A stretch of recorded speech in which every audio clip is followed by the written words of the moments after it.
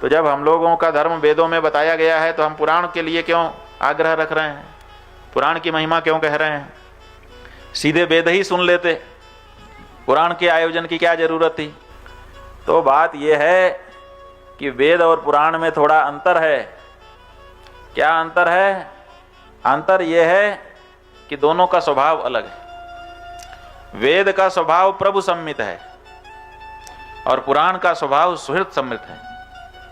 इसको सरल भाषा में करके आपको बताएं तो वेद जो है वो मालिक की तरह से आदेश करता है। कोई बात कहनी होती है तो सीधे कहता है ऐसा करो। लेकिन पुराण का स्वभाव ऐसा नहीं। पुराण जैसे मित्र आकर के आपसे बात करता है, क्यों भाई ऐसा रहेगा अगर अपने लोग ऐसा कर लें तो जैसे एक मित्र आकर के आपसे कुछ कहे और आप राजी हो जाएं, और एक मालिक आकर के आपको आदेश करे और आपको राजी होना ही पड़े, दोनों में अंतर है। ऐसे ही वेद और पुराण का जो स्वभाव है उसमें अंतर है। वेद जो है प्रभु सम्मित होकर के सीधे आदेश करता है, और पुराण मित्र की तरह से माहौल बना करके अपना काम कहता है। उदाहरण है वेद में कहा सत्यम वद, सत्य बोलो, इतना कहकर के चुप हो गए। सीधे आदेश कर दिया कि सत्य बोलो, सत्यम वद। लेकिन पुराण ने क्या किया?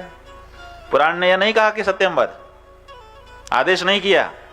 पुराण आ गया, आकर के उसने कहा सुनो। कहा क्या सुने?